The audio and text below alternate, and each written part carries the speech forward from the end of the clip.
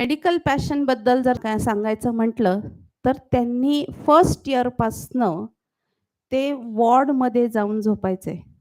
म्हणजे त्यांची ड्युटी असो नसो हॉस्पिटलमध्ये, रात्री ते तिथेच झोपायचे आणि तसं करत त्यांनी नर्स इंजेक्शन कसं लावते, सलाईन कसं लावते किंवा वॉर्ड बॉय कसं करतात, आपले मामा-मावश्या कसं काम करतात, प्रत्येकाकडनं त्यांनी ते शिकलेले आहे आणि 5ही वर्ष ते त्या हॉस्पिटलच्या याच्यामध्येच झोपले. ते कधीही त्यांच्या हॉस्टेलमध्ये अभ्यास करायचा सोडून ते कधीही हॉस्टेलमध्ये झोपले नाही. ते पूर्ण वेळ हे त्यांनी डेडिकेट त्यांचा रात्रीचा वेळ हे शिकण्यासाठी केला. म्हणजे त्यांना कमी वेळ आहे का काय असं कुठेतरी माहीत असेल, की मला 5 वर्षात खूप शिकायचं आहे आणि म्हणून त्यांनी त्या पद्धतीने त्यांना ट्रेन केलं.